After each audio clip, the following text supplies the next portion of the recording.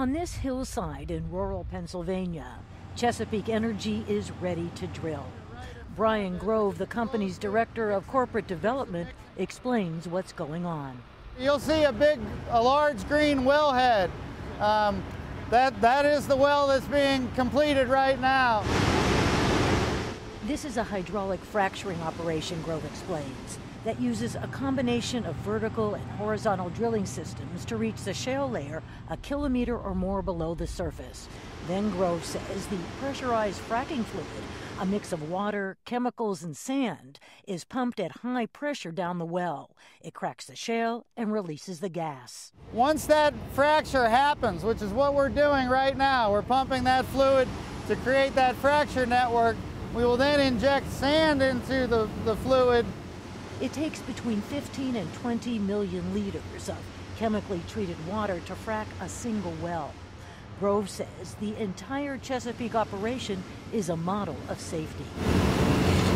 But doubts about fracking continue to swirl, especially since the release of a study by the U.S. Environmental Protection Agency that found chemicals associated with fracking to be contaminating groundwater in Pavilion, Wyoming. Steve Hvodzovich, a campaign director with Clean Water Action in Pennsylvania, says that raises special concerns in his state, where 4,000 gas drilling permits have been issued since 2005.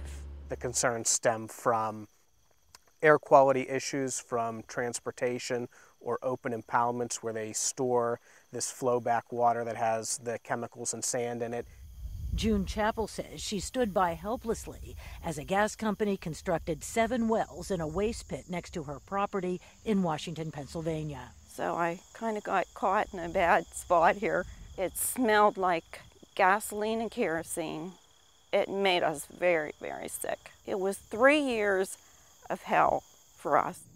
Lee Fuller with the Independent Petroleum Association of America says industry has to manage risks to public health and safety.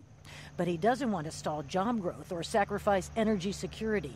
He says Pennsylvania is a model for doing things right. Where it's identified an issue, it's revised its regulations. So that's what Pennsylvania has done. It's been very effective in not only evolving its regulatory requirements and making them more restrictive in general, but it also has kept the economic engine of developing the Marcellus. But today, no national standard exists to regulate gas drilling operations, nor have baseline studies been done to determine how this growing industry is affecting water and air quality and what to do about it. Until those concerns are resolved, the controversy over hydraulic fracturing is certain to continue. Reporting from Pennsylvania, I'm Rosanne Skirble, VOA News.